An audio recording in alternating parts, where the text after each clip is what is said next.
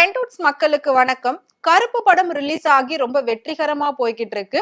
இதுல இன்னொரு பக்கம் பாத்தீங்கன்னா, வாட்டர்மெலான் திவாகர் போட்ட ஒரு வீடியோ வேற லெவல்ல வைரல் ஆகிட்டு இருக்கு.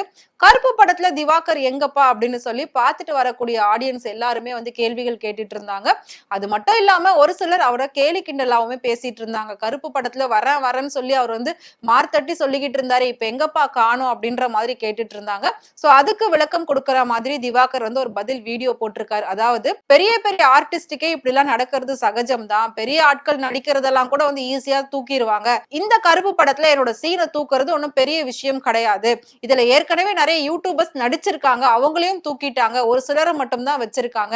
சோ இதுக்கு வந்து ஆர்ஜே பாலாஜி ஏற்கனவே விளக்கமும் கொடுத்துட்டாரு. அதாவது வாட்டர்மெலான் சீன் தான் இந்த படத்துல எனக்கு இருந்தது. சோ 2K கிட்ஸுக்கெல்லாம் இந்த சீனை உண்மையிலே யாரு பண்ணதுன்றதே தெரியாம இருக்கு.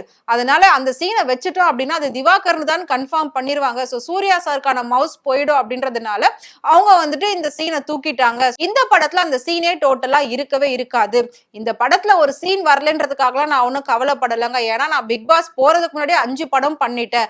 இப்ப கூட ஆரியண்ணா கூட சேர்ந்து இன்கம் டாக்ஸ் ஆபீசரா ஒரு படத்துல வர, அதுல வந்து படம் ஃபுல்லாவே நான் இருப்பேன். இதுவாது ஒரு சீன் தான், அதுல நான் படம் ஃபுல்லாவே இருப்பேன். இன்னும் நான் நிறைய படங்கள்ல கமிட் ஆகி நடிச்சுக்கிட்டு தான் இருக்கேன். ஆனா என்ன கேலி கிண்டல் பண்ற நீங்க எல்லாம் எங்க இருக்கீங்க, எனக்கு நான் ரொம்ப பிஸியா இருக்கேன் அப்படின்ற மாதிரி இப்பவும் வந்து தன்னை கொஞ்சம் கூட விட்டு கொடுக்காம பேசிட்டு இருக்காரு திவாகர். இந்த படத்துல திவாகர் சீனை தூக்குனதை பத்தி நீங்க என்ன நினைக்கிறீங்க அப்படின்றத மறக்காம கமெண்ட்ல சொல்லுங்க.